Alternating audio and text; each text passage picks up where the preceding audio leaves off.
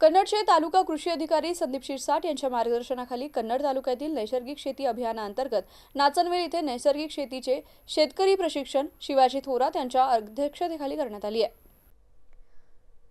कृषी क्षेत्रामध्ये रासायनिक खतांचा अतिरेक, जमिनीची क्षारता, खर्चात वाढ आणि उत्पन्नात घट या पार्श्वभूमीवर नैसर्गिक शेती अत्यंत गरजेची बाब ठरत आहे।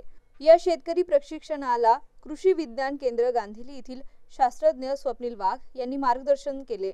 नैसर्गिक शेती केवळ पर्यावरणपूरक नाही तर सुपीकतेचे जतन करते। दीर्घकालीन दृष्टीने पाहता शेतकऱ्यांच्या उत्पन्नात खर्च कमी होऊन वाढ होते। त्यांनी या मार्गदर्शनात सेंद्रिय शेतीमध्ये अंतर्भूत असलेल्या बाबींनी मार्गदर्शन केले आहे।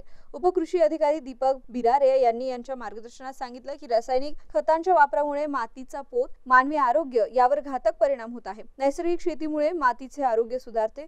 गांडूळ खत, जीवामृत, दशपर्णी, अर्क यांसारख्या सेंद्रिय घटकांचा वापर केल्याने कीड नियंत्रण, रोग प्रतिबंध आणि उत्पन्नात वाढ साध्य करता येते। यावेळी रावसाहेब शिंदे तसेच सहाय्यक कृषी अधिकारी निलेश खाडे, कृषी सखी नंदा राजपूत आणि पूजा राजपूत, त्याचप्रमाणे कृषी मित्र गणेश राजपूत यांनी सहकार्य केले। आजच्या या प्रशिक्षणाला गावातील शेतकरी आणि महिला मोठ्या संख्येने उपस्थित होत्या। MCN news, Devidas Thorat, Kannad. आज मौजे नाचनवेल तालुका कन्नड या ठिकाणी नैसर्गिक शेती मिशन अंतर्गत प्रशिक्षण घेण्यात आले। या प्रशिक्षणाला नाचनवेल या गावातून 125 शेतकऱ्यांची निवड केलेली असून या शेतकऱ्यांना विविध असं जे नैसर्गिक साधन सामग्री ज्याप्रमाणे बीजामृत, दशपर्णी अर्क, गांडूळ शेती यावर मार्गदर्शन करण्यात येणार असून विविध असे उपक्रम नैसर्गिक शेतीवर या ठिकाणी राबवले जाणार आहे।